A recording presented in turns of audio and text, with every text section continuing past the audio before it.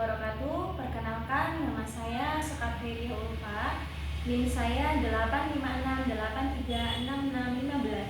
Saya dari UPBDJ Bandar Lampung. Di sini saya akan membuat video praktikum IPA mengenai struktur sistem pencernaan.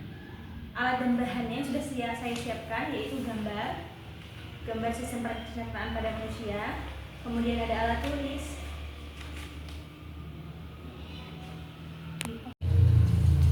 Dalam proses pencernaan pada manusia, yang pertama yang kita akan lihat yaitu adalah mulut. Mulut ini adalah tempat pertama masuknya makanan dan menjadi awal proses pencernaan. Di dalam mulut terdapat gigi, lidah, dan air ludah yang bekerja sama. Gigi berfungsi memotong, merobek, dan menghaluskan makanan agar lebih mudah ditelan. Lidah membantu mengatur posisi makanan, mencampurnya dengan air liur, serta membentuknya menjadi gumpalan lunak yang disebut bolus. Mulut ini juga dilapisi oleh kelenjar yang menghasilkan air liur untuk memulai pencernaan kimiawi, terutama pemecah karbohidrat. Selanjutnya ada kelenjar air ludah. Kelenjar air ludah ini, bagian sini, itu menghasilkan cairan bernama salvia yang berfungsi melembutkan makanan agar mudah ditelan. Air ludah juga mengandung enzim amilase yang memulai pemecahan pati karbohidrat menuju bentuk yang lebih sederhana. Selain itu, salvia mengandung zat antimikroba yang membantu menjaga kebersihan mulut.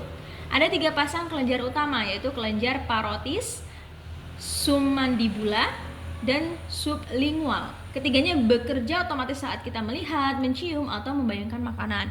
Selanjutnya ada kerongkongan atau yang disebut esofagus. Kerongkongan adalah saluran panjang, nih panjang sekali, yang menghubungkan mulut dan lambung. Tidak ada proses pencernaan kimiawi di sini, tetapi kerongkongan itu memiliki peran penting dalam menggerakkan makanan turun ke bawah melewati sini, yaitu adanya gerakan peristaltik, yaitu kontraksi berirama otot-otot dindingnya.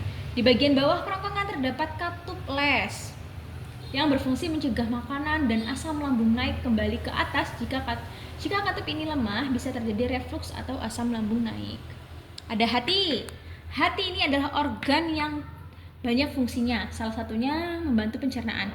Hati menghasilkan empedu, cairan berwarna kehijauan yang berfungsi mengemulsikan atau mencegah lemak menjadi bagian lebih kecil agar mudah dicerna oleh enzim lipase.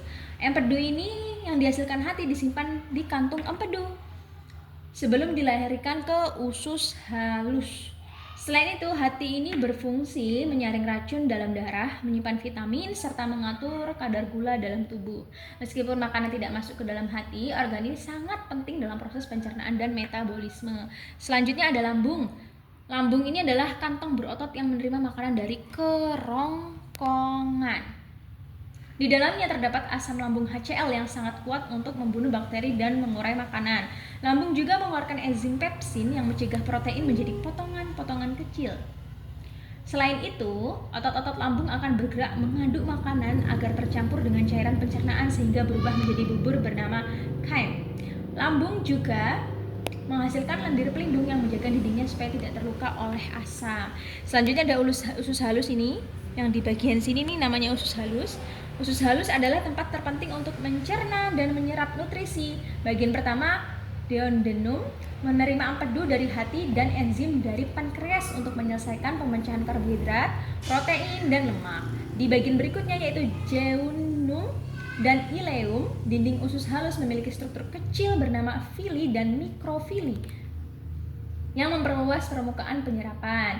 Disinilah tubuh mulai menyerap glukosa, asam amino, lemak, vitamin, dan mineral untuk disalurkan ke darah. Hampir semua zat gizi yang kita butuhkan diserap oleh usus halus. Selanjutnya ada usus besar nih, usus besar yang di bagian ini. Sisa-sisa makanan yang tidak tercerna masuk ke usus besar. Tugas utama usus besar adalah menyerap air dan beberapa mineral sehingga sisa makanan berubah menjadi lebih padat. Di organ ini terdapat banyak bakteri baik yang membantu memecah sisa serat dan menghasilkan vitamin tertentu seperti vitamin K. Usus besar terdiri dari beberapa bagian seperti kolon naik, kolon melintang, dan kolon turun, dan kolon sigmoid.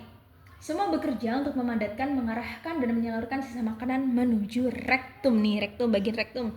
Rektum ini adalah bagian akhir dari usus besar yang berfungsi sebagai tempat penyimpanan sementara feses.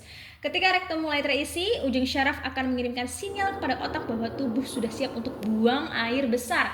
Tekanan pada rektum makin kuat bila isinya bertambah, memicu keinginan untuk mengeluarkan feses. Yang terakhir ada anus di sini. Anus adalah saluran terakhir tempat keluarnya feses dari tubuh. Anus memiliki 2 cincin otot yang disebut sphincter, yaitu sphincter dalam yang bekerja otomatis dan sphincter luar yang bisa kita kendalikan. Kedua otot ini memastikan feses tidak keluar sebelum waktunya.